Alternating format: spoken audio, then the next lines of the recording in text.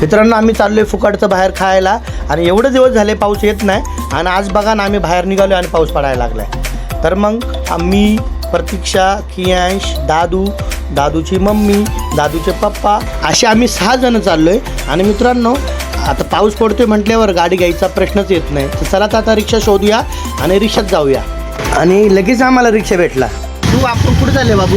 आपण ना फ्रीमध्ये खायला चाललो। कसं काय? अरे ते अक्षय काका आहे ना, ते फ्रीमध्ये खायला देतात। अच्छा का त्याला काय लॉटरी लागली काय? हा लॉटरी नाही, अरे त्याचा बड्डे। हा ते आहे ना, आमचा साडू जनराचा वेळेला पार्टी आणि आम्ही खाण्यात मस्त ते पण कॅफेचं पण हॉटेल आपल्या शोधायला पाहिजे नाही। चला आता देते कोणतरी आपण खाऊ, नेक्स्ट टाइम आपली पार्टीला तिकडे करू हा ना।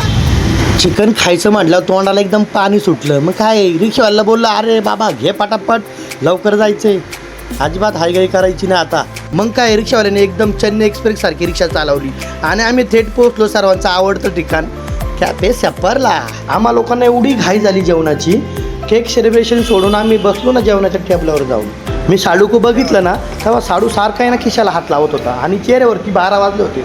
नंतर मला कारण कळलं की त्यांना बिल पेड करायचं आहे पूर्ण, त्याच्यामुळे त्यांची उदास झाली। म्हणून जास्तच नको उदास व्हायला, माझ्या डोक्यात विचार आला चला साडूला घेऊन केक सेलिब्रेशन करून घेऊया आणि 2-4 फोटो काढूया, जेणेकरून साडूच्या चेहऱ्यावर थोडाफार आनंद यायला पाहिजे। केक कापल्यानंतर सर्वांनी अक्षयला केक भरवला आणि मी ना सगळ्यांच्या आधी ना पळत सुटलो, कारण की मला आहे ना चिकन हंडीमधला लेग पीस खायचा होता, म्हणून मी आपले ना लेग पीस पहिल्या साईडला काढून घेत। मित्रांनो कसा वाटला साडूच्या बर्थडे सेलिब्रेशनवरला मिनी ब्लॉग नक्कीच कमेंट करून सांगा।